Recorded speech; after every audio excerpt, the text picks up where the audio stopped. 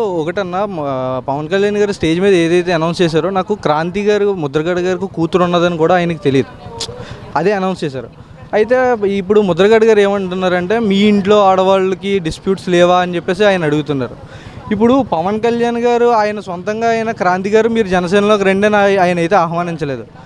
క్రాంతి గారు ముద్రగడ గారి మీద వ్యతిరేకతతో కాపు జాతి మీద ఉన్న ఐక్యతతో ఆవిడ జనసేన పార్టీలో జాయిన్ అవుతానని చెప్పేసి అన్నారు.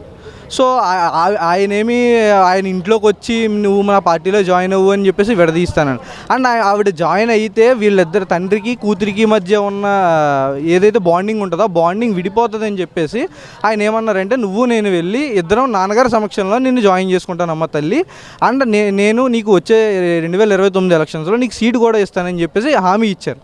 సో అయితే ముద్రగడ గారు ఏమంటున్నారంటే పవన్ కళ్యాణే కాదు నువ్వు కూడా మా ఇంటికి రావద్దమ్మా, నాకేమైనా సరే మీ అమ్మకేమైనా సరే నువ్వు ఇంటికి రావద్దు, నీ పరంగా నువ్వైనా సరే ఇంటికి వస్తా అంటే రావద్దు అని చెప్తున్నారు. దాన్ని ఎలా ముద్రగడ గారికి కొంచెం వయసురీత్యా ఏమైనా కొంచెం బుర్ర మతిస్థిమితమైనా కోల్పోయి ఉండొచ్చండి. అది మేము మా ప్రభుత్వం ఎన్డీఏ కూటమి వచ్చిన తర్వాత మంచి చికిత్స అందిస్తాము. వీలైతే ఇక్కడ మాకు వైజాగ్లో ఉంది, లేదంటే కనుక హైదరాబాద్ కానీ బెంగళూరు కానీ తీసుకెళ్ళి అత్యాధునిక సాంకేతిక పరిజ్ఞానాలతో ఉన్న హాస్పిటల్లో అయితే జాయిన్ చేపిస్తాం.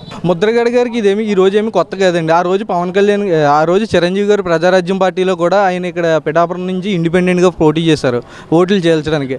ఆ మెగా ఫ్యామిలీ అంటే ఆయనకున్న ద్వేషం ఎటువంటి ద్వేషం ఉందో ఆయనకు తెలియదు. కానీ పవన్ కళ్యాణ్ గారు ఎప్పుడు కూడా ఆయన ఒక పెద్ద మనిషిగానే చూశారు తప్ప ఎప్పుడు ఆయన విమర్శించలేదు. ఆయన పట్ల ఏ రోజు కూడా దురుసుగా ప్రవర్తించలేదు. సో ఆయన చేసిన తప్పు ఆయన తెలుసుకుంటారని అనుకుంటున్నాను. ముద్రగడ గారికి నక్కకి నవలగానికి ఉన్న తేడా ఉందన్న. పవన్ కళ్యాణ్ గారు ఎలా చిటికేస్తే ఇవాళ కోట్ల మంది వచ్చి నిలబడతారు. ముద్రగడ గారు ఎలా చిటికే కాదు కదా, డబ్బులు ఖర్చు పెట్టి వేల ఖర్చు పెట్టి నిలబెట్టినా కూడా ఇక్కడ ఒక్కడ కూడా నిలబడతారు.